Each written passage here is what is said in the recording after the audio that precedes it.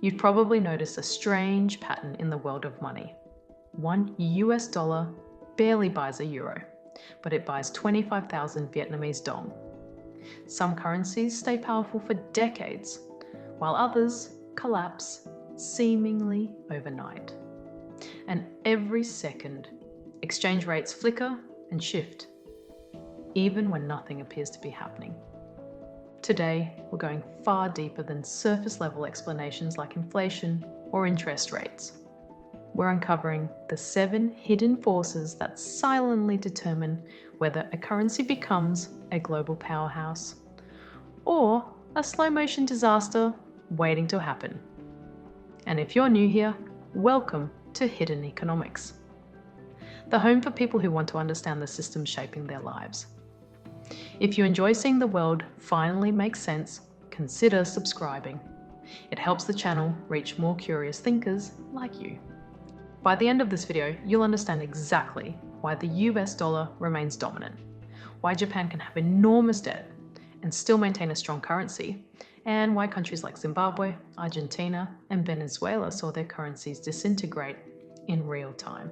And at the end, I'll reveal a myth almost everyone believes about currency strength, and the surprising truth almost no one talks about. Hidden Force 1. Trust, the invisible backbone of money.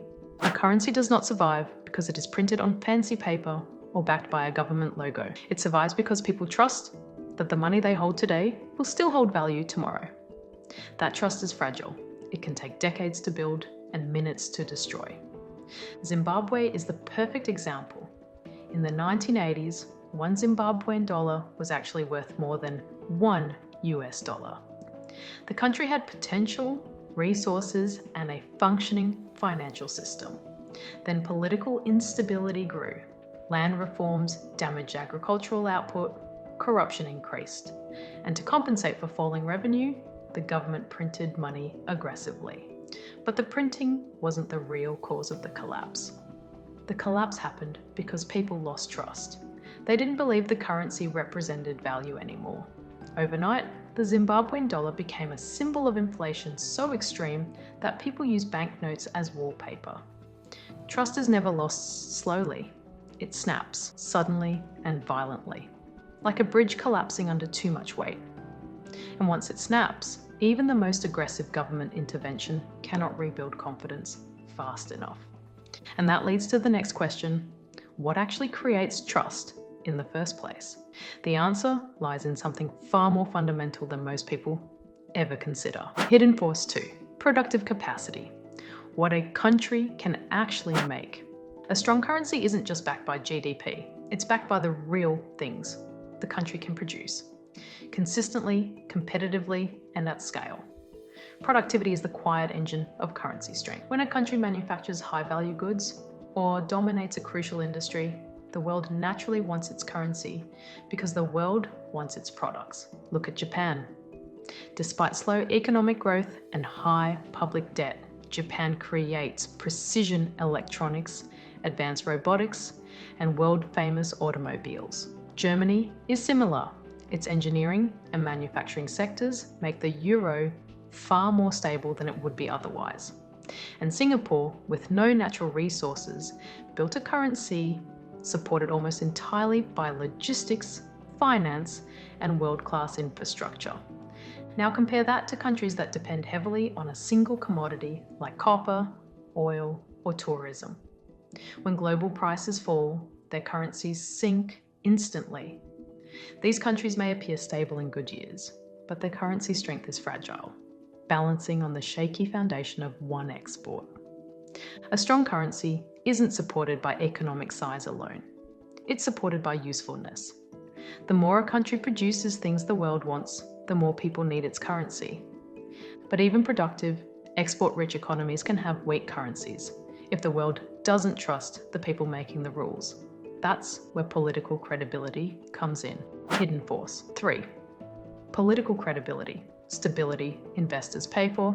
Global markets don't care whether a government is conservative, progressive, authoritarian, or democratic. They care about one thing above everything else: predictability. A currency thrives when investors trust that the rules won't change unexpectedly, that contracts will be honoured, and that the government won't panic under pressure. Argentina provides a striking case study. In 2001, the government froze bank withdrawals, an act known as the Corralito. Overnight, ordinary people couldn't access their savings. This move obliterated trust, triggered mass protest, and caused the peso to collapse. Investors didn't flee because they disliked Argentina. They fled because unpredictability made any investment dangerous. Currency strength is deeply psychological. The perception of stability can be more powerful than actual stability. Investors reward countries with consistent legal frameworks, steady leadership, and predictable policy.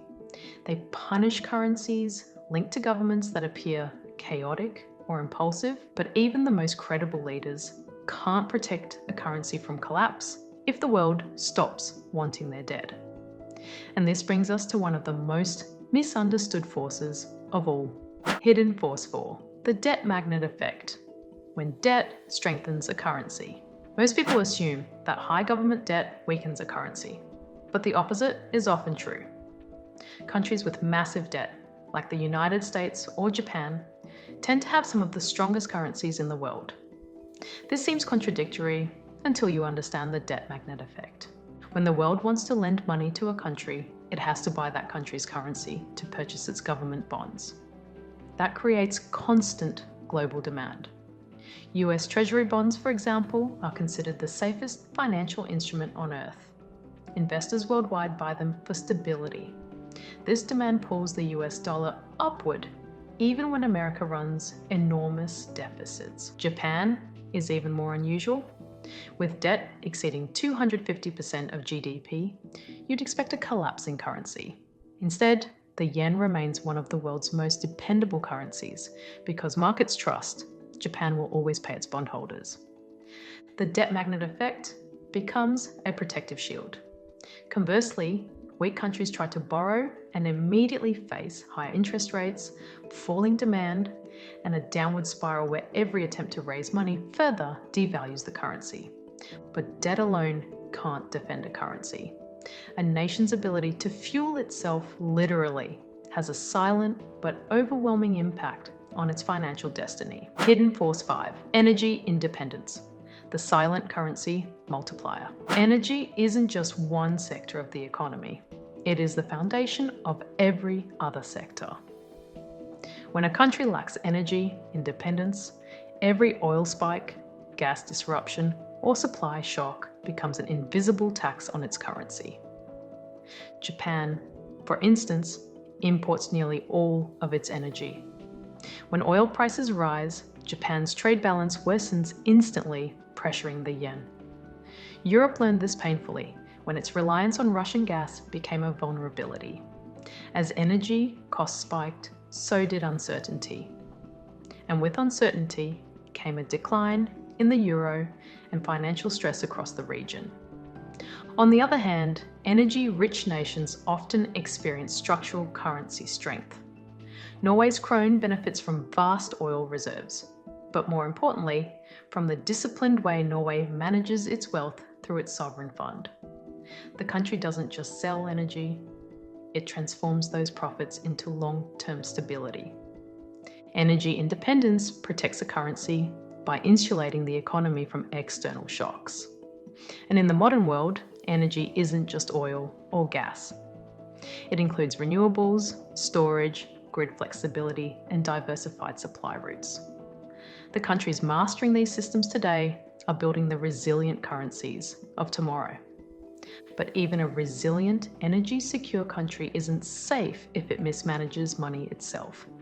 And that takes us to one of the most fundamental forces behind every currency collapse. Hidden force 6, monetary discipline. Not printing less, but printing responsibly. One of the biggest misconceptions in economics is that printing money automatically destroys currency value. Many people genuinely believe that more money equals less value. But strong currencies like the dollar, yen, and euro have all expanded their money supply massively and stayed stable. The truth is that printing money is not the issue. The issue is how that money is printed, when it's printed, and why. Strong central banks raise interest rates when inflation rises. They communicate clearly, they act predictably. They tighten when necessary and loosen when appropriate. Weak currencies collapse when governments interfere with central banks, spend recklessly, or deny economic reality. Venezuela is a prime illustration. The government created money to cover deficits while output collapsed, trust evaporated, and inflation turned into hyperinflation. People didn't dump the bolivar because money was printed. They dumped it because no one believed the institution behind the money anymore. Monetary discipline is like the steering wheel of a car. It doesn't matter how powerful the engine is. If the driver jerks the wheel unpredictably, the vehicle crashes. But there is one final force. The force that decides not just whether a currency is stable, but whether it becomes globally dominant. And this one is almost impossible to dethrone. Hidden Force 7. Network dominance. Money's winner. Take all effect. Currencies behave like social networks. The more people who use them, the more valuable they become. Simply because everyone else already uses them. This is why the US dollar is so powerful. It isn't just the US economy supporting it, it's the worldwide network built around the dollar. Most global trade is priced in dollars. Oil and commodities are priced in dollars. Countries hold reserves in dollars. International loans and contracts are written in dollars. Even when countries dislike America politically, they still rely on the dollar economically. This creates self-reinforcing demand. The dollar remains strong not because it's perfect, but because it is deeply embedded in the plumbing of global finance. Even if another country builds a slightly better system, breaking that network effect is like trying to convince everyone to leave Facebook on the same day. Weak currencies suffer the opposite fate. When people avoid holding them, the avoidance spreads. No one wants a currency that no one else wants. It becomes a feedback loop that accelerates collapse. Now that you understand the 7 hidden forces, let's address the biggest misconceptions about currency strength. Most people genuinely believe currencies collapse because governments print too much money. It sounds logical, it feels intuitive, but it's one of the most misleading half-truths in economics. If printing money were the real cause, then the US dollar, which expanded massively during every crisis from 2008 to 2020, should have collapsed. Japan, with the highest debt to GDP ratio in the developed world, should have seen the yen evaporate. Europe, which prints aggressively and frequently, should have seen the euro break apart. But they didn't. In fact, their currencies remained some of the strongest in the world. Why? Because printing is not the fire. Losing trust is the fire. Weak currencies collapse before the printing. Printing is the symptom, not the cause. A desperate attempt to fill gaps created by falling productivity, falling credibility, and falling confidence. Money dies when people stop believing it represents value. Here's the deeper truth almost no one talks about.